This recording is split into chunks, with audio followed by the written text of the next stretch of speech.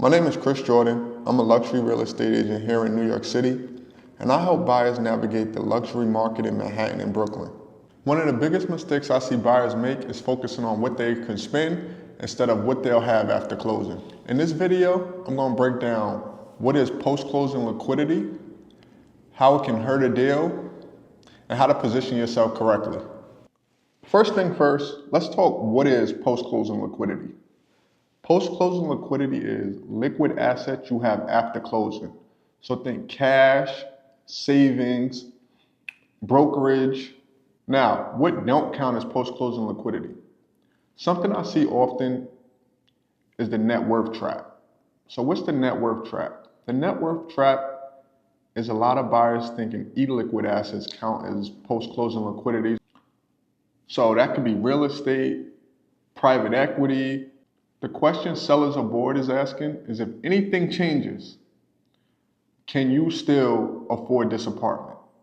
And that brings us to the second section. Condo versus co-op, key distinctions. When it comes to condos, post-closing liquidity is not law, but it can severely affect the deal, especially if you're getting financing. Let's talk about how I've seen some deals die, right? A lot of times buyers want to present a strong offer, and they may present a strong down payment. They may even go over asking, etc., and buyers don't realize that it's draining their post-closing liquidity. So even if you got a full pre-approval, this changes things once the banks see your post-closing liquidity, debt to income ratio, and also for the seller, especially things that go over asking, it can hurt the appraisal gap. Appraisals is something for another video, but if a seller have any uncertainty that it's not going to close, I've seen sellers go with offers that are a little bit lower with stronger post-closing liquidity because of the certainty. So let's recap. How can it affect your offer in condos? It can affect your relationship with the bank, even if you have a pre-approval, and it could affect how the seller see your offer, especially if you go over asking. Now, when it comes to co-ops, remember I said in condos, post-closing liquidity is not law. In co-ops, post-closing liquidity is law, even if you're paying with all cash, right? A lot of co-ops, in post-closing liquidity is law, but there's rules. Different co-ops have different rules.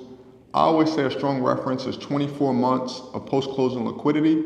And just real quick, what does that mean? And we spoke about this in a condo versus co-op video, so watch that for an in-depth review. But if your monthlies is $10,000 and the co-op requires 24 months of post-closing liquidity, require a minimum of $240,000 of post-closing liquidity, not before closing, but after closing. And let's talk about closing costs, because I brought that up quite a few times in this video, right? And I do have, an in-depth video on closing costs, but I think I always tell buyers 2 to 4% of the purchase price for closing costs is a great number to budget. With that being said, New York City is a very unique market. In New York City, post-closing liquidity isn't just a requirement, but it can sometimes be mandatory, especially in co-ops, but even in condos like we spoke about, it can really show the strength of your offer. So you always want to present a strong offer and position yourself correctly, right? My name is Chris Jordan. I'm a luxury real estate agent here in New York City. If you have any questions about the real estate market, you can always shoot me an email here. Other than that, thank you so much for joining me. If you're in New York City, we've reached the spring. If you're not in New York City, this is a great time to get here. New York City in the spring and the summer, in my opinion, is the best place in the world. If you like this video, please watch the next video on the screen, and I'll see you on the next one.